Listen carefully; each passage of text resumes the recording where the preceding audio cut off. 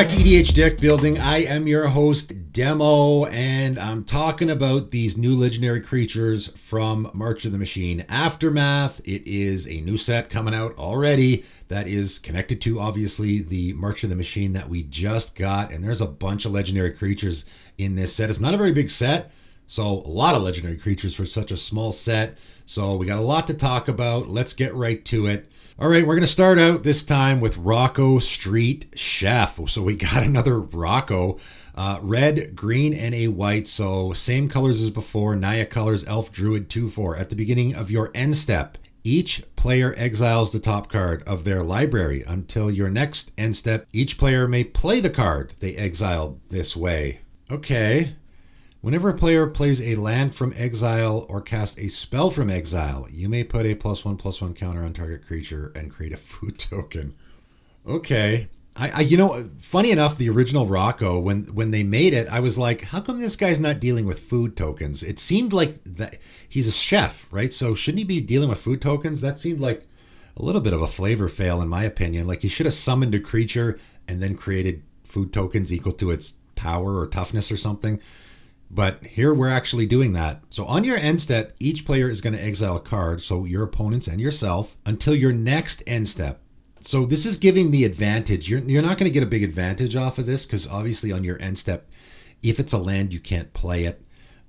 It's only if it's a spell that is not an instant, you can't play it as well. It might behoove you to put a like Fidelkan Ori in this deck so that the stuff you exile, obviously you can play it on your next turn, but being able to play it, on your opponent's turn can also be a little bit of an advantage here.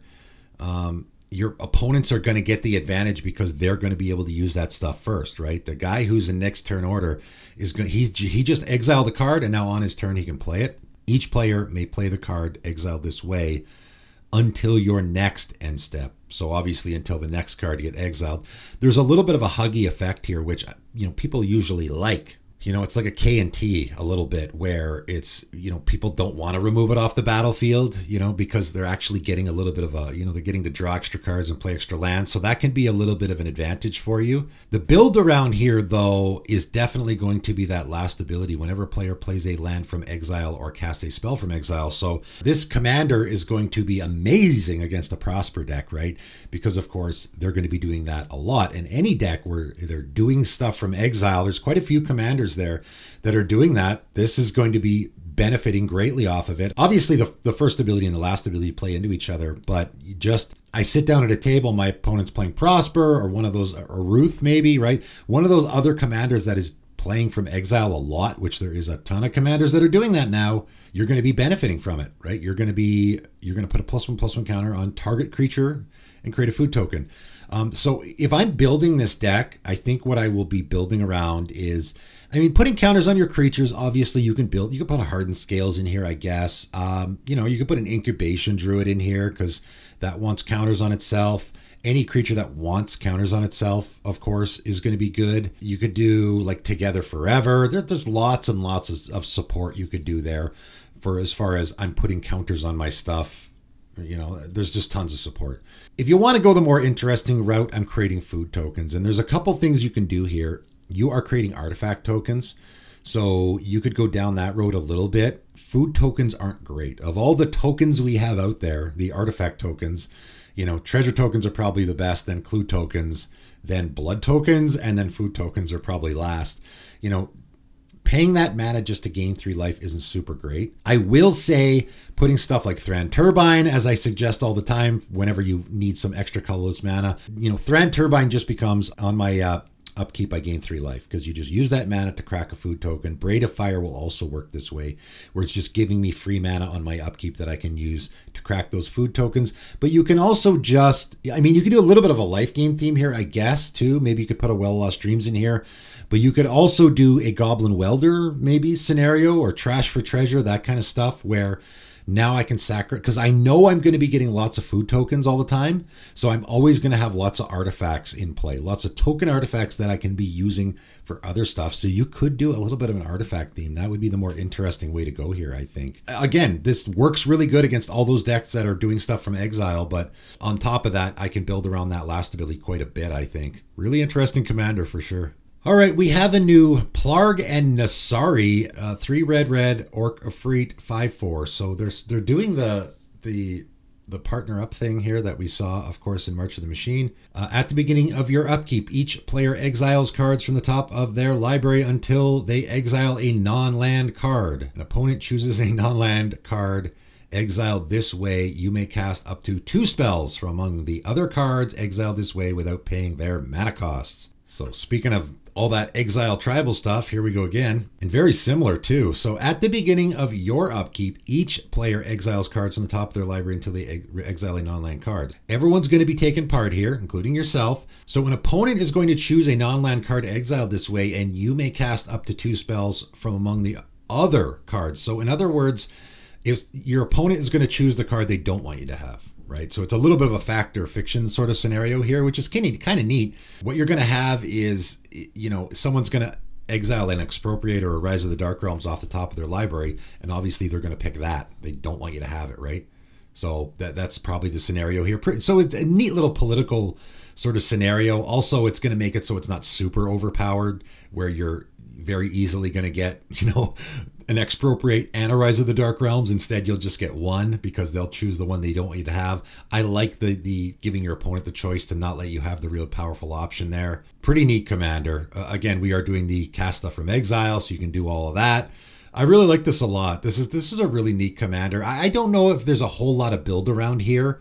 It's just a really neat, fun, interesting political commander that you could do just a fun, good stuff red deck with, I think. All right, let's move on. Nashis Legacy, black, green, and a blue. So we got a Nashi, a mono black Nashi back in Neon Dynasty, a card that I thought was going to be more popular, and it's doing the, I play stuff off the top of my opponent's library, which a lot of people usually like. So I thought it would be a little more popular, although commanders with ninjutsu, just regular old ninjutsu now, don't get a lot of love because, of course, commander ninjutsu is so much better.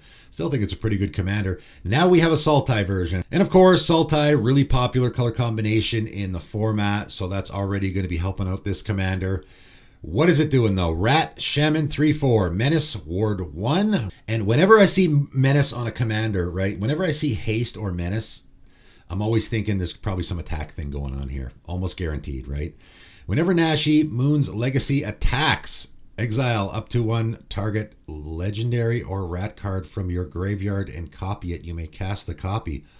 Wow, so we've already seen, they've really been going in this direction a lot, where we're going to exile things and then we're going to copy them. Instead of casting the original, we're going to exile things and then the original stays in exile. And again, the wording could be a little confusing for people here, where they think maybe they're getting the original plus a copy. We've already seen the new Narset doing something very similar, has pretty much the same wording here. You are exiling 1 legendary or rat card from your graveyard and copying it. You may cast the copy. So the original gets exiled and it stays in exile. Then you create the copy of the exiled card and then cast the copy. And it is very important that that interaction is understood, because of course Magecraft doesn't work here.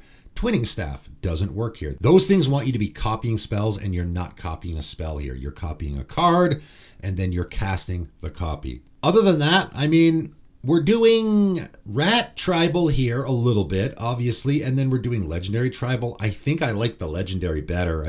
There's lots of Rat Commanders already. I guess if you want to do a Sultai Rat Commander, although we don't really have any Rats in green, I don't think we have any in blue either, so I'm not sure. I guess if somebody wanted to do a Sultai Rat Tribal deck, they have a decent commander for it. Not bad. I like the legendary part better. Obviously, legendary gives you a lot more open-ended. This is a target legendary or rat card.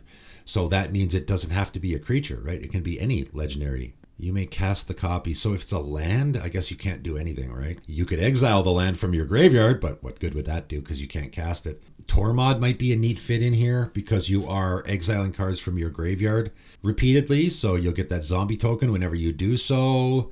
You're casting stuff from exile. That could be important, right?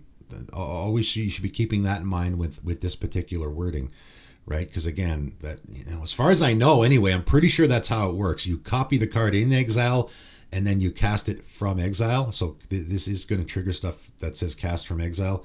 I like the legendary part better than the rat part. I think there's enough rat commanders out there already. Obviously, you could do the rat thing as well, but this doesn't fit well with the whole rat colony sort of scenario because you're only getting one card from exile whenever your commander attacks. I would rather do legendary tribal here, and then you probably would get a lot more value off of it. All right, we got a new Karn Legacy Reforged. 5 mana, legendary artifact creature, of course. It's a golem. And of course, it's just a colorless artifact creature, as you would suspect from Karn. Karn Legacy Reforged power and toughness are each equal to the greatest mana value among artifacts you control. Okay, that's interesting. So obviously, it includes itself, so it's a 5. So if Karn is the only artifact you have in play, it's going to be a 5/5. That's not bad.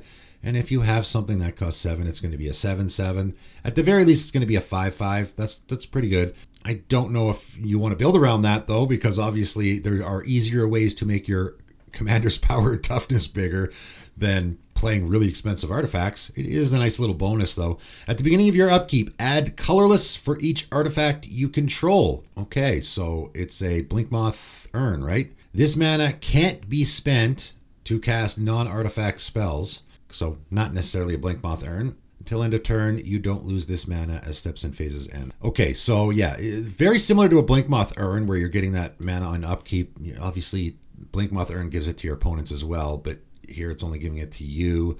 You don't lose the mana. If this is your commander, you're in a colorless deck, colorless mana is going to allow you to cast anything in your deck, so that's pretty good. You're going to get a colorless for each artifact you control, and of course, because you have a commander here that's an artifact, you're getting always at least 1, but probably you're going to get a lot more than that. It can't be spent to cast non-artifact spells, but of course, if this is your commander, that's not much of a drawback. Now, obviously, there are colorless spells that are not artifacts. You won't be able to cast any of the Eldrazi with this, so I like that stipulation there, right? It's not going to make it really easy for someone to build this deck and then just cast their Ulamog because that's a non-artifact spell, even though it is a colorless spell that could fit in your deck. I will also point out, just like with the Power Stones, right? I talked about this with the Power Stones that came out in Brothers War. You can use this for activated abilities as well, which can be really, really important, right? Casting your artifacts is fine, but using this to use for activated abilities can be really, really interesting as well. I'm sure you could find some interesting ways to filter this mana, into activated abilities. That could be really good as well. So yeah, pretty neat. Colorless commanders are tough. We've been getting some neat ones lately, and I've been wanting to make a colorless deck for a long, long time. Maybe this one, maybe this will be the one. Because it can be really tough with colorless commanders because obviously you're very limited on what you can put in your deck. Also, a lot of times they're legendary artifact creatures, which make them very susceptible. And just a colorless deck in general is going to be really heavy on the artifacts, so it makes you really susceptible to those blowouts with like a Vandal Blast or a Bane of Progress, which I don't love, but it certainly is a challenge worth building around. Interesting commander. All right, we have a new Nasari. Nasari Stalwart Survivor, 2 and a white. Legendary creature, human warrior, 3/3. Each creature you control has tap, add 1 mana of any of this creature's colors. Spend this mana only to activate an ability of a creature. Activate only if this creature has another activated ability. What? Okay, so each creature you control has tap, add 1 mana of any color. So you're adding 1 mana of any of this creature's colors. You're only going to spend the mana to activate an ability of a creature. You probably want creatures that don't have mana abilities. You want creatures with other activated abilities. Very interesting. And then, of course, this creature has a activated ability. It's a 5-color ability, so another 5-color Nasari. Not a big surprise there. So you're going to pay Wooburg, right? White, blue, black, red, and green, and tap mill 5 cards. Put all creature cards with activated abilities that aren't mana abilities from among the milled cards into your hand. So yeah, you don't want mana dorks in this deck. You don't want any. Wow, I kind of like this. This is very interesting. This is an interesting... I don't love 5-color commanders, but this is a really interesting build around because what you want to do... Again, you want to do the deep dive. And the interesting thing here is... Obviously, this works on itself, right? But the problem here with this Nasari is you have 2 tapping abilities. You don't want that. What you want to do is you want to find a creature. You want to find creatures that are going to tap to add mana, so that you're tapping that creature that is then going to add mana. You can only spend the mana to activate abilities of a creature, and you can only use it if a creature has an activated ability. So what you want is a creature that has an activated ability that isn't tapping. I think that's what you want to do, right? So if I have a creature that has an activated ability, I can now tap it to activate that ability, because of course, if it's not tapping to activate the ability, this is getting kind of confusing. If I can activate the ability while it's tapped, then I can use the mana that I just tapped for to activate that ability, if you're following along with what I'm saying here. You can't do that with your Tazri. You can tap your other creatures, right? You can tap other creatures that you have in play to then use that mana to activate your Tazri, which is probably what you're going to want to be doing, right? And milling 5 cards isn't great, but you are going to be filling your hand a lot. I guess you could do a little bit of top decking here, where you can make sure you're milling creatures that you will then, because I don't want to mill 5 cards and then get nothing out of it. I just paid 5 mana and tap my commander and mill 5 cards to get nothing. That kind of sucks. I want to make sure I'm getting at least a couple creatures into my hand. So you're definitely going to want to make sure this is a really creature heavy deck. A little bit of top deck manipulation would also be great.